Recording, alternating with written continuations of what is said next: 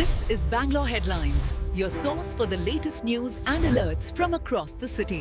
ಭೂ ವಿವಾದ ಸಂಬಂಧ ಸಹೋದರರ ಹತ್ಯೆ. ಒಂದೇ ಕುಟುಂಬದ 13 ಜನರಿಗೆ ಜೀವಾವಧಿ ಶಿಕ್ಷೆ. ಸಹರನ್ಪುರ, ಉತ್ತರ ಪ್ರದೇಶ. 10 ವರ್ಷಗಳ ಹಿಂದೆ ಭೂ ವಿವಾದ ಸಂಬಂಧ ಇಬ್ಬರು ಸಹೋದರರನ್ನು ಹತ್ಯೆ ಮಾಡಿದ ಆರೋಪದ ಮೇಲೆ ಸ್ಥಳೀಯ ನ್ಯಾಯಾಲಯವು ಒಂದೇ ಕುಟುಂಬದ 13 ಜನರಿಗೆ ಜೀವಾವಧಿ ಶಿಕ್ಷೆ ವಿಧಿಸಿದೆ.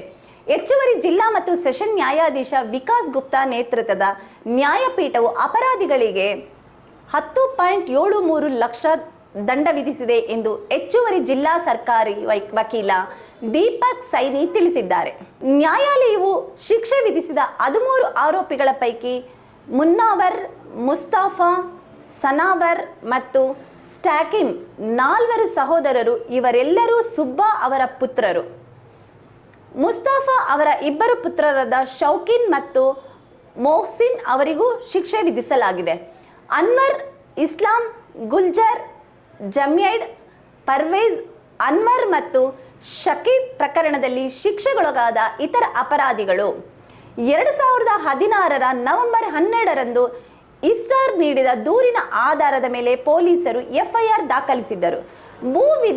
ಭೂ ವಿವಾದದ ಹಿನ್ನೆಲೆಯಲ್ಲಿ ಇಸ್ರಾರ್ ಅವರ ತಂದೆ ಯಾಸಿನ್ ಮತ್ತು ಚಿಕ್ಕಪ್ಪ ತಾಸಿನ್ ಅವರನ್ನು ಜನರ ಗುಂಪೊಂದು ಹತ್ಯೆ ಮಾಡಿತ್ತು.